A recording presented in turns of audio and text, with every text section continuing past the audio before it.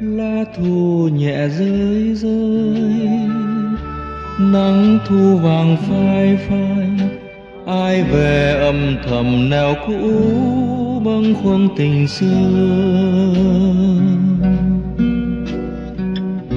Hiu hiu luồng hơi mây, du du làn mây bay, ai nhắn theo mây niềm quê vân vương xa đó ngàn dấu thơ. Từ miền xa tiếng chuông ngân, hồi buông lấp lấp trong gió vàng, từng cơn sóng mờ xóa dần trong sương lắng. Lá thu nhẹ rơi rơi, hồn ta chìm đắm trong tiếng chuông xa vời. Hồi chuông ngân nga trong chiều thu ngập gió, ngàn tiếng thiết tha êm đềm ru lời thu.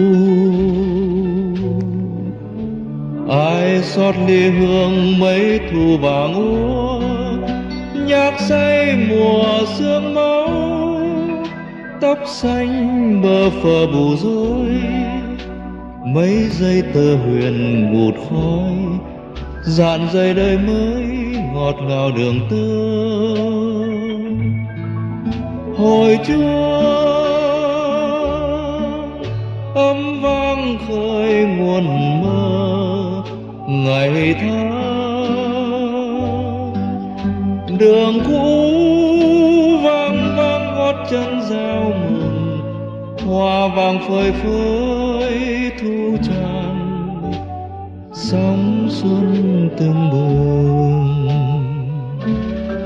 Người phương trời xa xôi gửi em lời yêu thương, khi lòng mơ màng trầm lắng tiếng chuông chiều thu.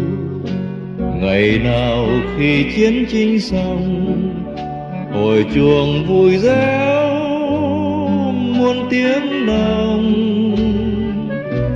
chuông khơi mùa nắng mới, tình ta đẹp bao nhiêu. Hồn anh thầm lắng trong tiếng chuông ban chiều.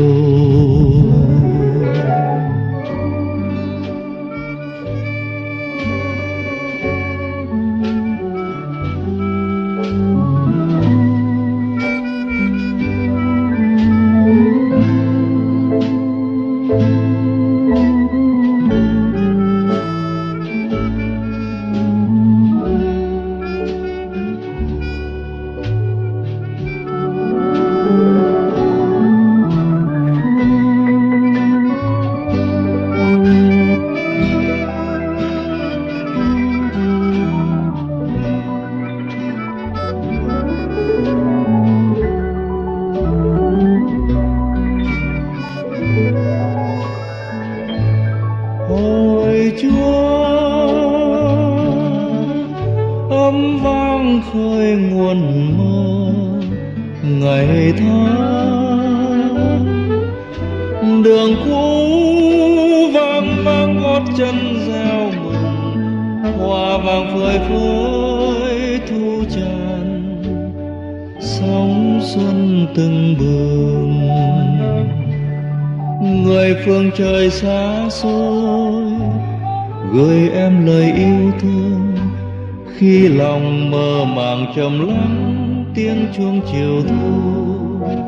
Ngày nào khi chiến tranh xong, hồi chuông vui réo muôn tiếng đồng, chuông reo mùa nắng mới, tình ta đẹp bao nhiêu.